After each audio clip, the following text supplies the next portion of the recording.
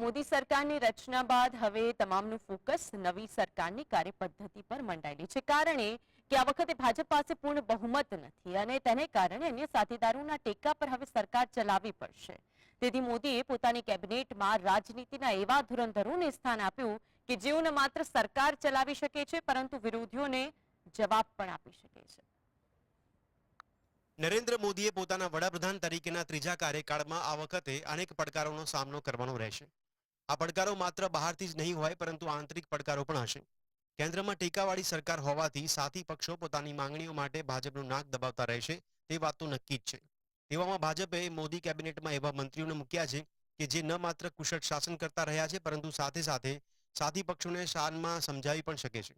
ગઠબંધન મજબૂત બનાવી રાખવા અને વિરોધીઓની ઝીંક ઝીલવા માટે ભાજપે મજબૂત મંત્રીઓની ફોજ ઉતારી છે.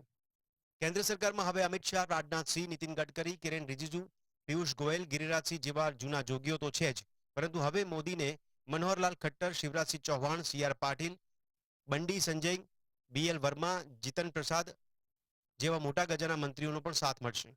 ભાજપે મોદી મંત્રીમંડળમાં નવા નિશાળીઓના બદલે એનડીએ સરકારમાં અનુભવીઓને પ્રાધાન્ય આપ્યું છે. આ એવા નેતાઓ છે જે સાથી પક્ષોની માંગણીઓને યોગ્ય ન્યાય આપી શકે, સાથે જ વિપક્ષની બોલતી પણ બંધ કરી શકે. આ મંત્રીઓ કેન્દ્રમાં ચાલતી રાજકીય ખટપટને અનુભવી શકે છે. તેઓ પોતાના રાજ્યમાં ભાજપની સ્થિતિ મુજબ કામ કરી શકે છે અને પોતાના વિસ્તારમાં ભાજપના હાથ મજબૂત કરી શકે છે. જ્યારે પણ કેન્દ્ર સરકાર મુસીબતમાં મુકાય તો વચલો માર્ગ કાઢી શકવામાં સક્ષમ છે. તેઓ સંગઠન અને સરકાર વચ્ચે સમન્વય માટે પણ યથાર્થ સાબિત થઈ શકે છે. આ ઉપરાંત આ નેતાઓ પાસે અધિકારીઓ પાસે કામ કઢાવવાની કુશળતા પણ છે. નરેન્દ્ર મોદીની અગાઉની બે ટર્મમાં ભાજપ પાસે પૂર્ણ બહુમતી હતી, પરંતુ આ વખતે ભાજપ ટેકાવાળી સરકારનું નેતૃત્વ કરી રહી છે. તેવામાં દેશના વિકાસને પ્રાધાન્ય આપવાની સાથે સાથે સાથી પક્ષોની માંગણીઓને પણ પૂર્ણ કરતું રહેવું એ આ મંત્રીઓ માટે મોટો પડકાર હશે.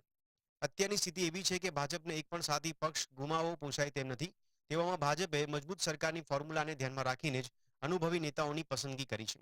Bureau report, GSTV.